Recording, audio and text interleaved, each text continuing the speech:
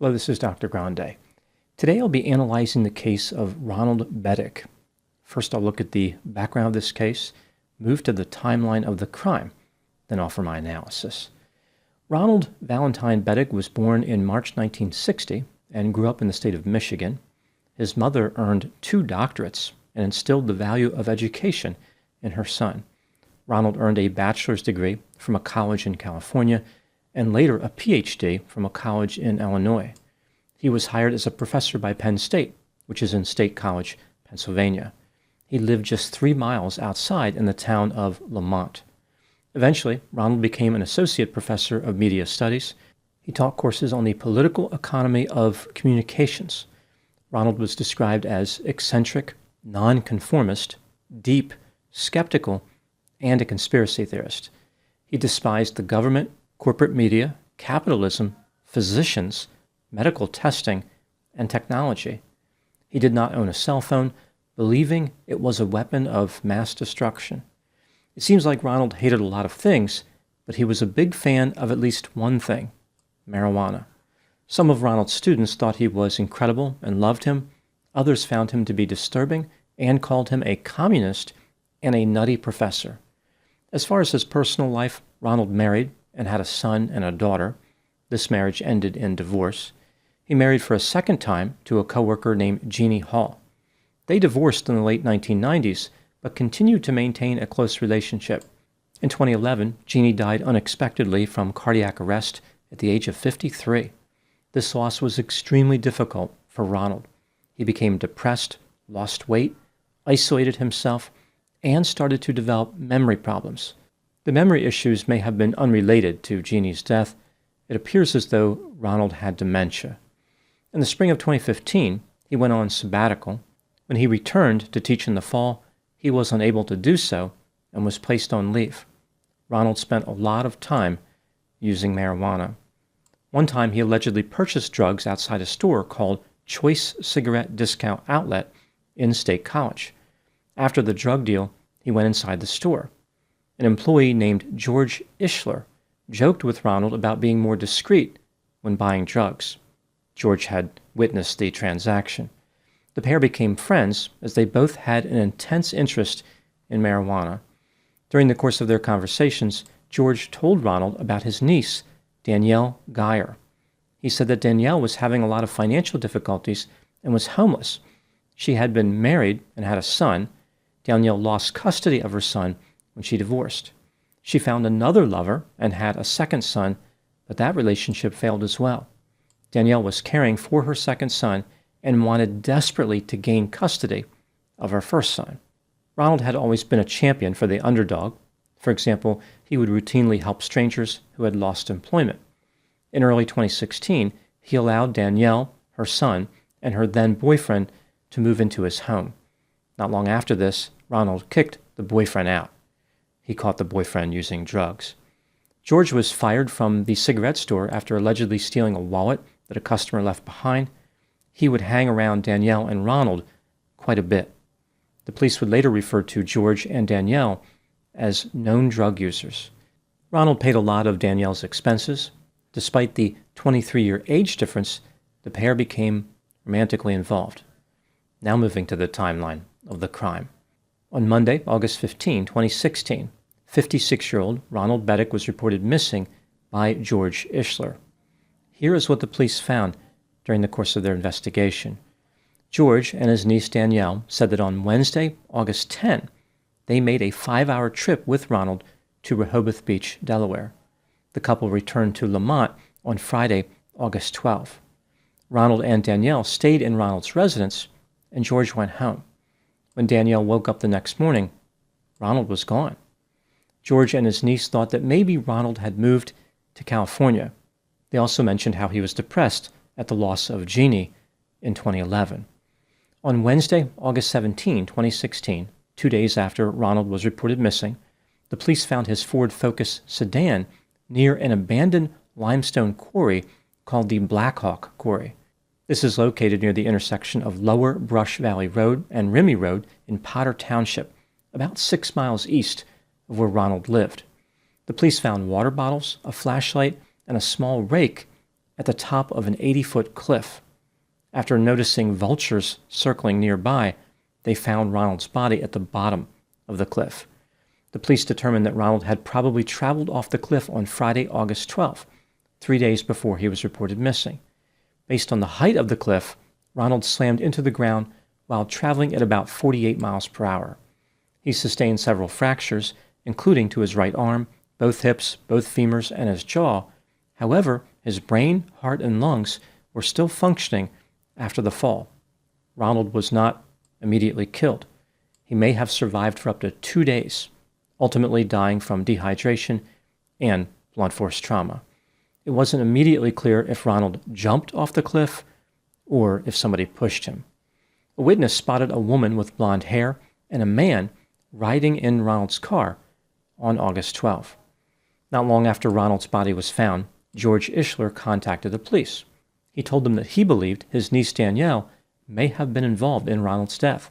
George said when they were returning from their trip to Delaware, there had been tension between Ronald and Danielle. Furthermore, he claimed that after Ronald went missing, Danielle had another man over to Ronald's house.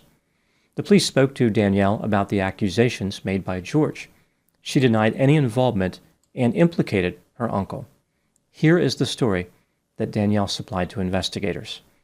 Ronald discovered that George had been using his credit card for unauthorized purchases. Apparently, Ronald allowed Danielle to use the card for certain things, but then George took it and made purchases that Ronald did not know about. The purpose of the trip to the beach in Delaware was for George to get money to pay Ronald back, but George was unable to get the money during the trip. Looking for another way to compensate Ronald, George offered him marijuana plants, which he had grown in Black Hawk Quarry. George, Ronald, and Danielle drove to the quarry on August 12th. Danielle stayed in the vehicle as George and Ronald went to collect the plants. George came back alone, and he and Danielle went back to Ronald's residence. Danielle became suspicious when she noticed that there was dirt on George's pants. She asked him where Ron was. George responded, quote, I killed him, and if you say anything about it, I'm going to kill you too, and I'm going to kill your son," unquote. Afraid for her life, Danielle did not contact the police. Instead, she helped George stage the scene to make it seem as though Ronald had jumped off the cliff by himself. They drove Ronald's car back to the quarry and left the water bottles, the flashlight, and the small rake near the edge of the cliff. This explains why the witness had only seen a woman and a man. The witness had spotted Danielle and George returning to the scene of the crime. The police went back to George and confronted him about Danielle's accusations. At first, George said that he and Ronald had been wrestling and Ronald fell off the cliff. This was just an accident, definitely not a murder. Later, George confessed to murder. He said that he killed Ronald, but Danielle was the primary driver. It was her idea. George said, quote, Danielle talked me into it. Danielle convinced me to kill him, unquote. The motive for the murder was money. Ronald found out about the unauthorized credit card purchases, which means his romantic relationship with Danielle was in trouble. Danielle was worried about being kicked out of his home. Furthermore, she was interested in Ronald's money, believing that he owned millions of dollars in Disney stock. In reality, he owned about $50,000 worth of stock. Danielle thought that Ronald had updated his will to include her, so if he died, she would get that money. On September 22, 2016, as a result of the statements made by George and Danielle, they were both arrested and charged with murder. On April 23, 2018, they were convicted of first-degree murder and a few other charges. George and Danielle received the same sentence, life in prison without the possibility of parole. Now moving to my analysis. Here are my thoughts on a few areas that stood out to me in this case. Item number 1. As far as the guilt of George Ishler, there really isn't much doubt. Even though he said it wasn't his idea to commit the murder, George still confessed to committing the murder.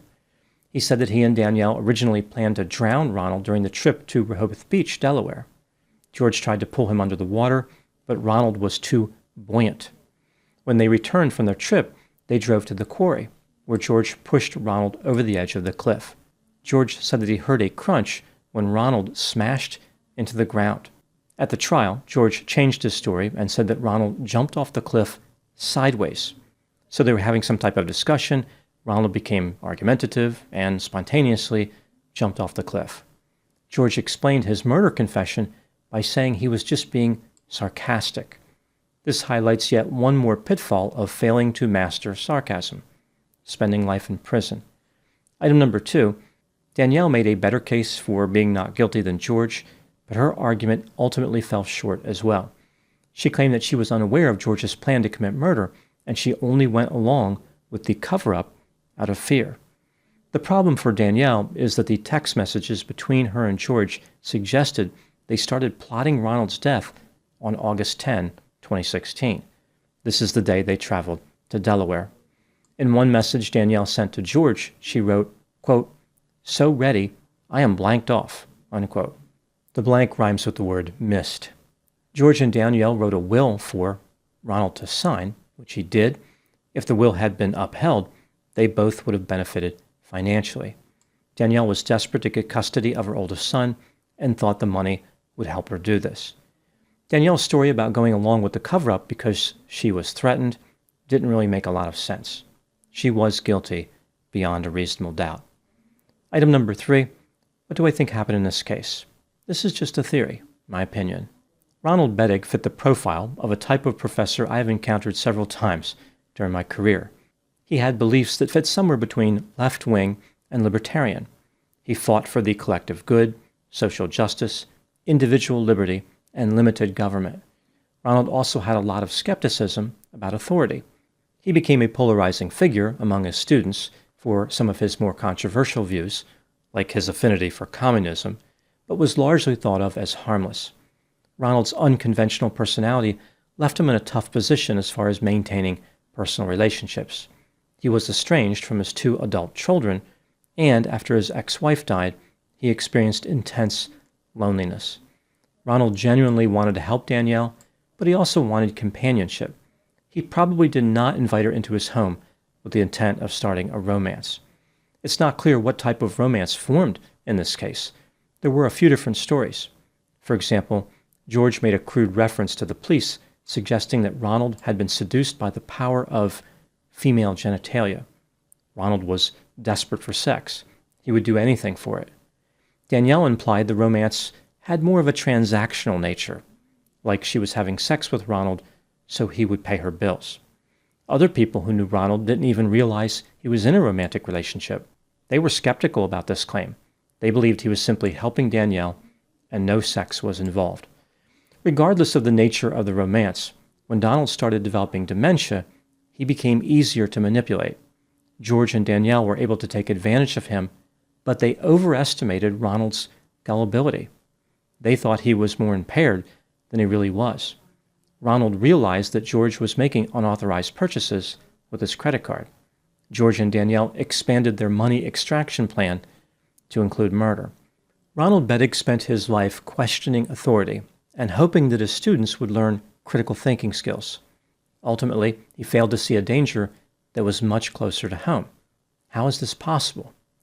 I think this happened because Ronald had dementia. George and Danielle took advantage of a man who was ill. It is as simple as that.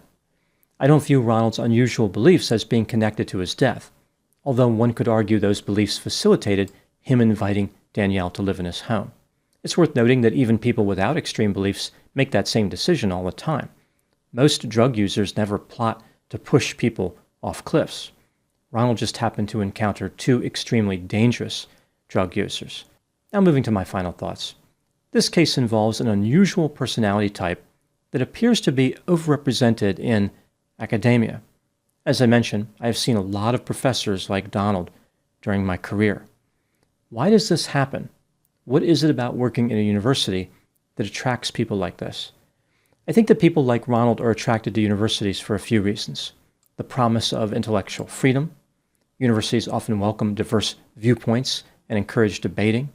It is an environment where being disagreeable has clear advantages. Teaching can be thought of as a form of activism, and universities offer a degree of autonomy.